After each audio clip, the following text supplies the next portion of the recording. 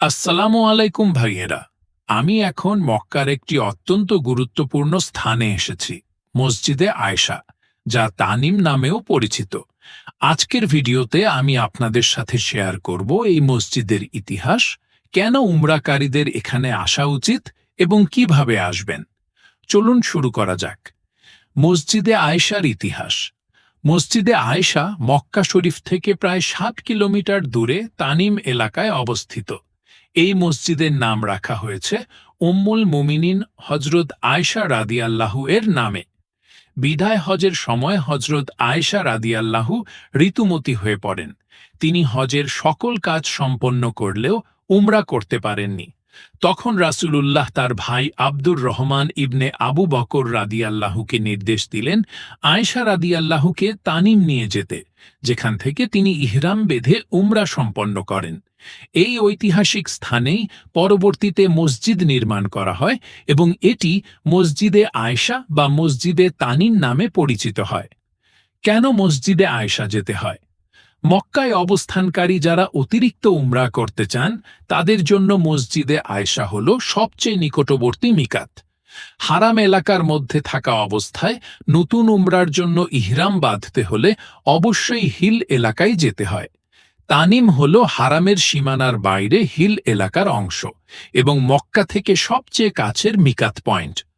অনেক হাজিগণ এবং উমরাকারীরা একাধিকবার উমরা করার জন্য এখানে এসে ইহরাম বাঁধেন। বিশেষ করে যারা পরিবারের কারো পক্ষ থেকে বদলি উমরা করতে চান, তারা এখানে আসেন। কিভাবে যাওয়া যায়?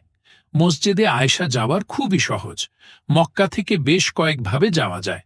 হোটেল থেকে সরাসরি ট্যাক্সি বা উবের নিয়ে যেতে পারবেন। ড্রাইভারকে বলবেন মসজিদে আয়েশা বা তানিম যেতে।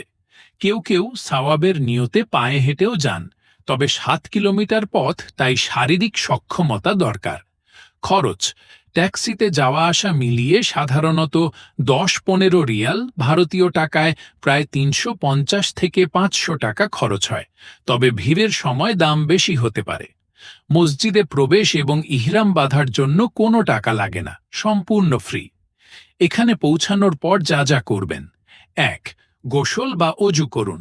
মসজিদে অজু এবং গোসলের ব্যবস্থা আছে, পরিষ্কার পরিচ্ছন্ন হয়ে নিন। ২. ইহরামের কাপড় পরিধান করুন। পুরুষদের জন্য ২ খণ্ড সাদা কাপড়, মহিলাদের জন্য সাধারণ পর্দার পোশাক। ৩. নিয়ত করুন।